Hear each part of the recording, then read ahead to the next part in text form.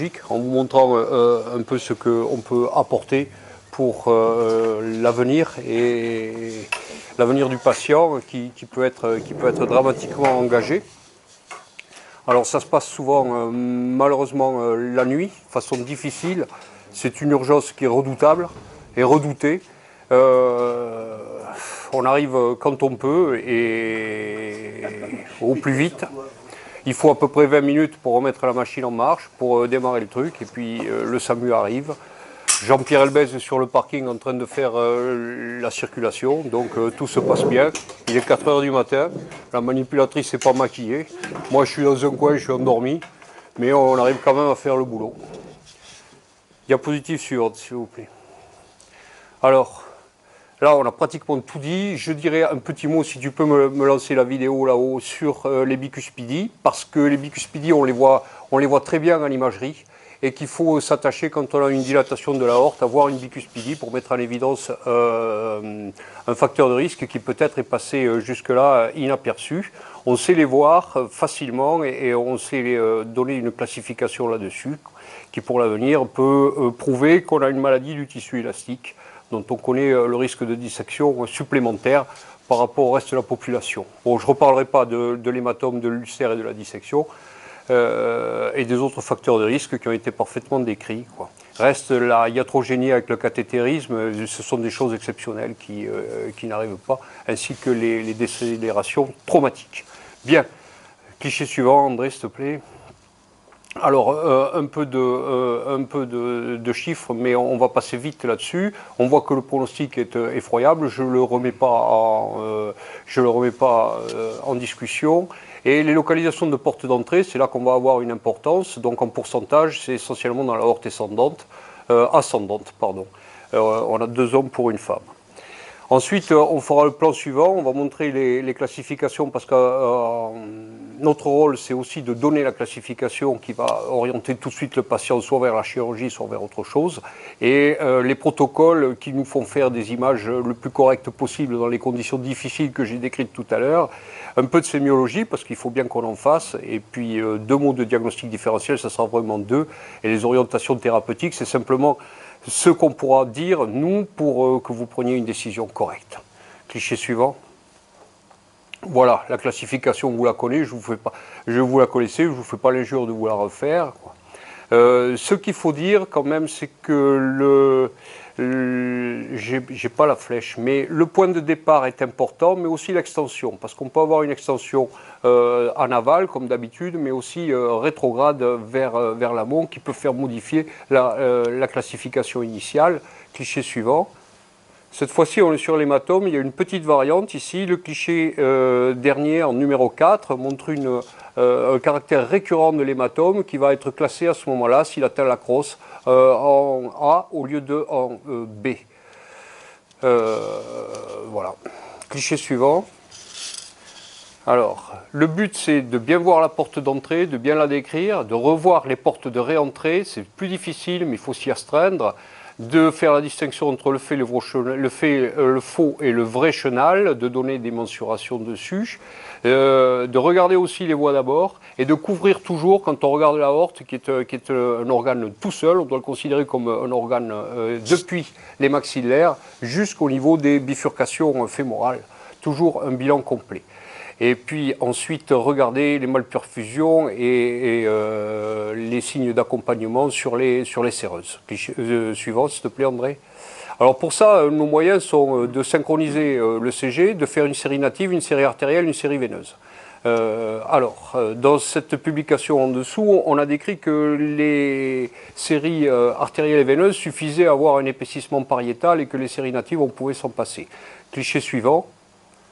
En fait, si cette phase sans injection est considérée comme inutile, elle est fort. Moi, je continue à la pratiquer et je conseille vraiment de continuer à la pratiquer parce qu'on voit les choses beaucoup mieux et l'hématome de paroi se voit de façon évidente sur la phase sans injection.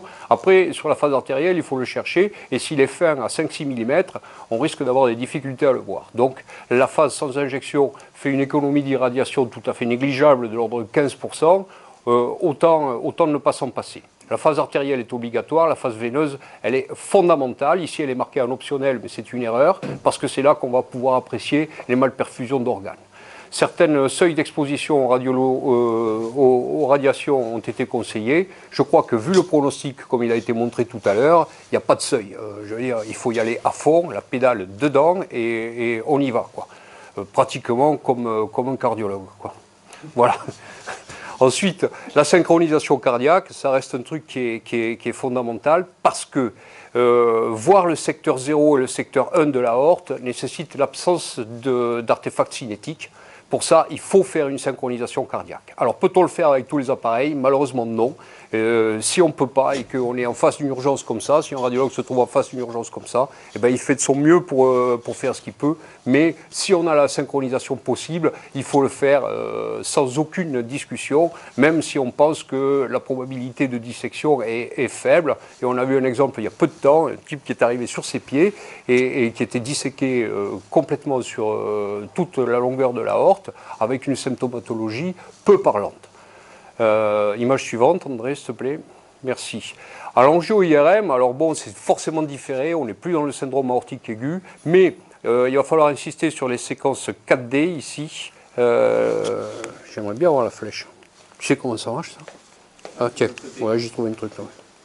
Voilà, ces séquences 4D ici, je vous en montrerai un exemple tout à l'heure, qui vont permettre de combiner le 3D avec l'effet spatial et temporaire, et de voir dans le temps s'opacifier d'abord le vrai chenal et ensuite le faux chenal, ou de façon concomitante s'ils circulent de la même façon.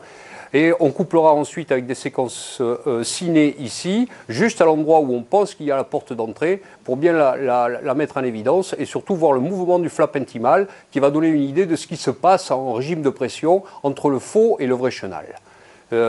Suivant, André. Vas-y, fais rouler. Voilà.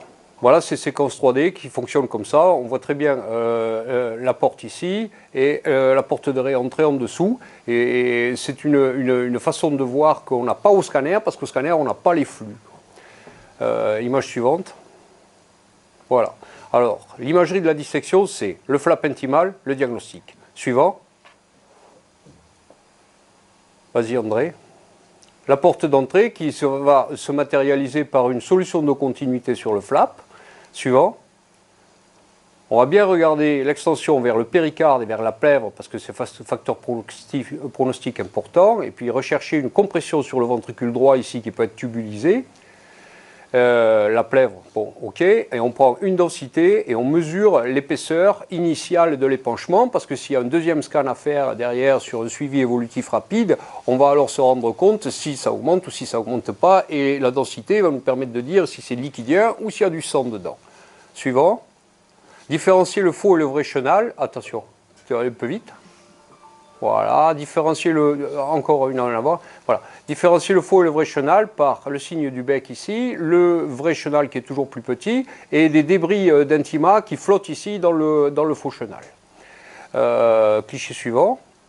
La valve aortique est appréciée de façon correcte. Alors ça, c'est un malade qui a été fait ici, à 4 h du matin, lui aussi, avec le flap qui vient en intussusception à l'intérieur de la chambre de chasse du ventricule gauche en diastole et qui était rechassé en systole. Donc là, de façon indirecte, on a accès au flux sur le scanner. Mais sinon, on est incapable de dire s'il y a une fuite aortique ou pas. Ce n'est pas une possibilité au scanner. Cliché suivant. Enfin, on s'attachera, tant qu'on est sur la racine de l'aorte, à bien voir d'où naissent les coronaires pour s'assurer qu'ils soient du vrai chenal. Bon, habituellement, si une coronaire est disséquée, on ne voit pas beaucoup le patient, quoi, hein.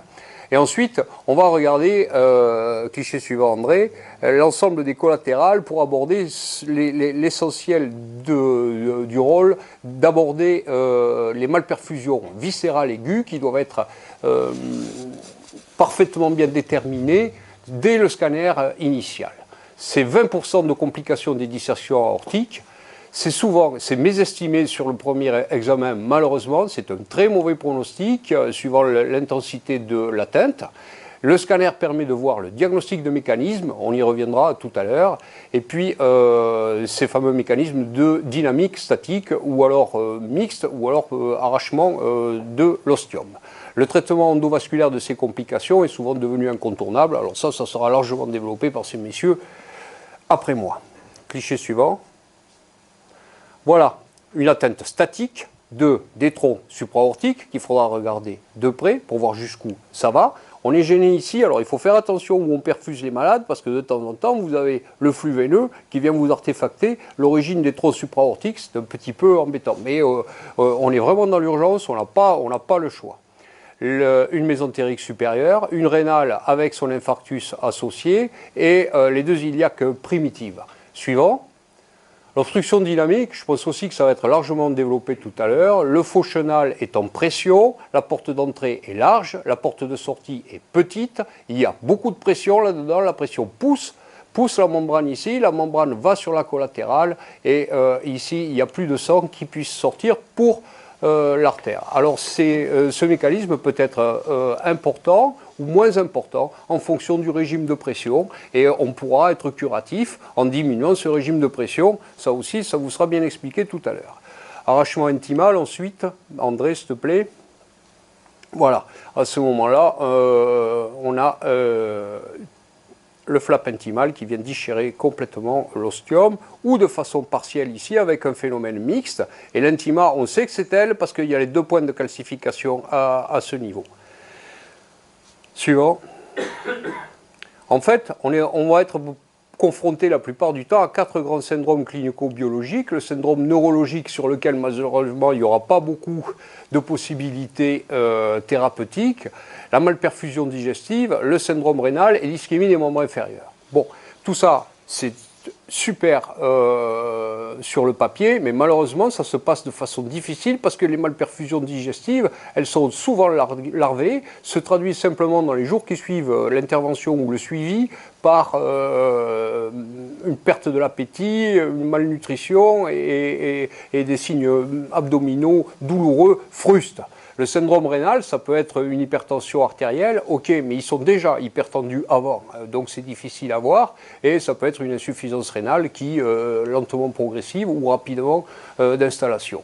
L'ischémie, enfin l'ischémie des membres inférieurs, bon, ils ne marchent pas, ils ne se servent pas de leurs jambes, néanmoins il y a des signes cliniques en cas d'ischémie importante, mais si l'ischémie est moins marquée, ça peut être plus difficile à voir. Donc, notre rôle de radiologue initial sur le cliché de départ et sur les clichés suivants, ça sera de mettre en évidence ces atteintes et leurs conséquences. Suivant. Les conséquences viscérales, elles seront vues sur le scanner veineux. Alors, le scanner ne réfléchit pas pour vous. Il faut faire les temps veineux et tardifs et savoir répéter un examen si on en a besoin pour mettre en évidence un œdème ici, témoin d'une souffrance du viscère, une hyperperfusion des anses grêles qui sont dilatées, donc qui souffrent, ou une absence complète avec un silence vis-à-vis du produit de contraste de la totalité du contenu digestif. En ce qui concerne le crâne, pourquoi pas faire une série crânienne si on a le moindre signe neurologique, il faut la faire, c'est impératif, mais même si on ne le fait pas, pourquoi pas passer sur le crâne en vitesse, tant que le patient est là, il sera difficile à mouvoir dans les jours qui suivent. Cliché suivant. Alors, un mot sur l'hématome, mais tout a été dit tout à l'heure. L'hématome aortique, c'est la présence de sang non circulant dans la paroi, sans flap et sans plaie intimale. L'imagerie en coupe a permis de mieux diagnostiquer, ça c'est important parce qu'avant on ne les voyait pas ou on les voyait difficilement et c'est quand même une mortalité relativement importante. Alors on le voit très bien sur la série injectée, cliché suivant. On le voit encore mieux sur les séries sans injection parce qu'on peut très bien passer à côté, d'autant plus qu'il existe des récessis du péricarde qui sont dilatés et qui peuvent faire prendre une vessie pour une lanterne. Et on voit aussi que l'hématome est largement reconduit et suivi sur le secteur 3 de l'aorte avec des calcifications intimales qui sont déplacées ici et une réaction pleurale en regard. L'évolution, c'est soit sa restitution, soit la dissection, soit carrément la rupture, la dissection étant en fréquence relativement retrouvée. Cliché suivant.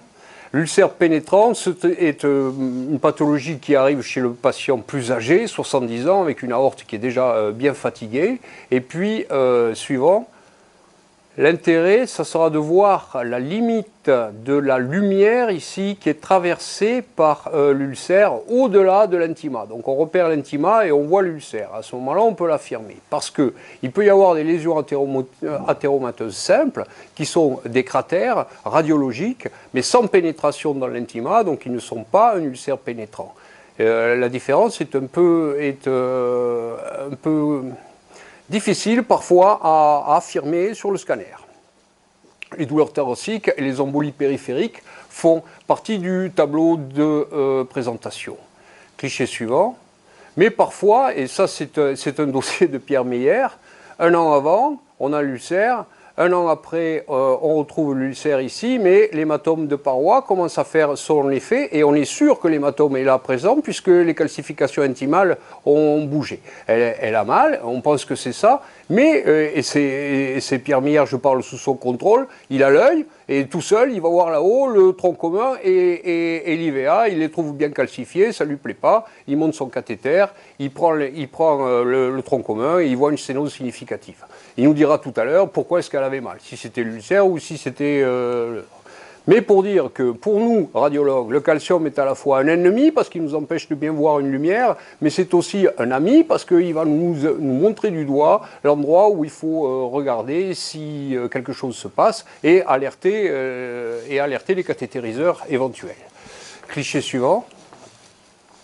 L'évolution de l'ulcère pénétrant, elle peut être à l'anévrisme saculaire, elle peut être aussi carrément à la rupture avec hémothorax manifeste, et même ici, passage de produit de contraste sur un temps tardif. Cliché suivant. L'ulcère pénétrant toujours, ça c'est un cas qui est de la maison, que Francisi reconnaîtra certainement. Ici, diagnostic sur la série sans injection, l'ulcère, l'origine de la sous-clavière, et ici l'origine d'une artéria lusoria sur la sous-clavière droite. Le traitement corrige l'ulcère, corrige la lusoria, et on réimplante les deux vaisseaux devant. Suivant. Les diagnostics différentiels pour nous essentiellement, bon, c'est la nuit, douleur thoracique, que se passe-t-il? Embolie pulmonaire et syndrome coronarien. On n'a aucune indication à faire un scanner dans le cadre d'un syndrome coronarien aigu, évidemment, mais par hasard, on peut tomber dessus. Si on peut reconstruire une coronaire en ayant eu au départ une mauvaise orientation du scanner, on peut peut-être aider à la démarche diagnostique future. L'embolie pulmonaire, il faut savoir la voir. Bon, c'est facile à voir quand on fait le bon temps. Si on fait l'exploration artérielle, uniquement, on risque de ne pas voir l'artère pulmonaire. Si on fait l'exploration de l'aorte, que ça répond, l'aorte est normale, on peut refaire une série tout de suite pour être sûr de ne pas avoir une embolie pulmonaire derrière, parce qu'un train peut en cacher un autre, comme on dit, quoi. Et puis, il vaut mieux... L'affaire du triple roll-out, comme disait General Electric, était une affaire purement marketing, où il disait, avec un seul examen, on vous dédouane les coronaires, on vous dédouane l'embolie pulmonaire, et on vous dédouane la dissection. Tout ça, ça ne se passe pas au même temps d'acquisition du scanner, donc c'est totalement faux. Mais il faut savoir, quand on n'a pas la réponse à ce qu'on cherche, eh ben, la trouver ailleurs, en refaisant au besoin un passage ou une reconstruction supplémentaire. Cliché suivant. Alors, dans le cadre des dissections de type B, aiguë, il faudra rechercher essentiellement la malperfusion d'organes. Dans les dissections B chroniques, il faudra essentiellement rechercher la dilatation anévrismale d'installation secondaire avec des diamètres 55-4 mm. On va vous en parler tout le reste de la soirée, je pense. Le reste, c'est l'hématome qui augmente, c'est l'hémothorax qui augmente. C'est une hypertension artérielle, ça c'est médical, qu'on ne contrôle pas, voire un état de choc. Cliché suivant, mais je ne vais pas rentrer dans la description de ça, mais... Dans le cadre de la surveillance, on va s'attacher à retrouver la porte d'entrée principale d'une dissection de type B, donner un vrai diamètre de la crosse et de la descendante. Toutes les mesures se font de façon perpendiculaire à la lumière et jamais autrement. Et la distance entre la sous-clavière gauche et la carotide primitive gauche pour éventuellement, si il est pris décision après de mettre en place un stent, qu'on leur donne déjà les mesures dont ils ont besoin, de toute façon ils vont les refaire. La sténose des branches viscérales et leur type, et de nouveau les malperfusions, parce que c'est un état qui peut être évolutif et qui est la plupart du temps évolutif, bien entendu. Suivant. La malperfusion médulaire est un cas un tout petit peu à part parce que pour le mettre en évidence, il faudra avoir recours. La dissection est ici, vous la voyez, assez mal sur l'IRM, elle n'est pas faite pour ça, mais on a un œdème médulaire ici qui signe la souffrance de la moelle. Suivant. Voilà, la majoration de l'hémothorax, suivant. Vas-y André, ok. La progression du faux chenal, ça c'est très important. On va mesurer l'aorte de façon globale, on va mesurer le faux chenal, on va mesurer le vrai chenal et on va donner les mesures évolutives d'un scanner à l'autre en étant le plus respectueux des rapports anatomiques. Sachant que ces vaisseaux-là sont des vaisseaux qui sont malades, donc qui n'ont pas les mêmes rapports anatomiques forcément d'un examen sur l'autre. S'il y a un petit décalage dans le temps entre les deux, une aorte qui est malade et qui fait ça, non seulement elle se dilate, mais en plus elle grossit. Alors si vous vous repérez pour faire par rapport aux choses anatomiques fixes comme les vertèbres, ça peut ne pas être la même chose. Il faut réfléchir un tout petit peu. Ce qui est nouveau pour nous, radiologues, mais enfin aussi est force. Cliché suivant, on essaye. Avant la pose d'une androprothèse, ça c'est le sizing, on ne va pas revenir dessus, hein. Je pense que ça aussi, ça vous sera bien défini. Pourquoi? Parce qu'il faut dire à ces messieurs, mais là aussi ils referont les mesures, où se situe le trou et quels sont les calibres des prothèses à retenir. Cliché suivant. Voilà, ça c'est le suivi en imagerie, il est capital, mais c'est André Rogoupoulos qui va vous le faire tout à l'heure. Et cliché suivant encore.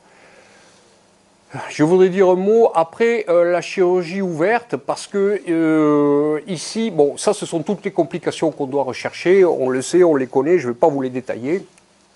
Ce qui est important, c'est de faire un scanner de baseline et qui n'est pas toujours fait ici. Enfin, baseline, quand le patient va mieux, on peut dire que dans le premier mois, ça serait bien pour se faire une idée. Et puis ensuite, si on doit faire un suivi évolutif ou s'il y a une symptomatologie qui se fait jour, à ce moment-là, on aura un scanner de référence et on sera beaucoup plus à l'aise pour interpréter la suite. Suivant. Bon, la position d'endoprothèse, quand elle est posée et qu'il nous revient un examen comme ça, il faut bien regarder que les choses n'aient pas migré, c'est exceptionnel, et surtout qu'il n'y ait pas ce qu'on appelle un bec d'oiseau sur l'ouverture initiale de la prothèse. Suivant. On doit aussi constater s'il y a un remodelage ou pas, en fait, donner les diamètres du faux et du vrai chenal et les diamètres globaux de l'aorte thoracique descendante. Suivant. Voilà, tiens, tu me fais tourner ça là-haut. Ça, c'était juste pour vous dire un petit mot sur le fait que quand on fait un suivi, on est capable aussi de vous donner un état d'une valve mécanique. Ici, voilà, et bien vous ne le verrez pas. Non, ça marche bien d'habitude. Tu ne peux pas me le remettre, André? J'ai été content de ça. Bon voilà, donc on a vraiment un rôle à jouer en radiologie là-dessus et j'espère qu'on arrive au mieux à vous donner ce dont vous avez besoin. Voilà, je vous remercie.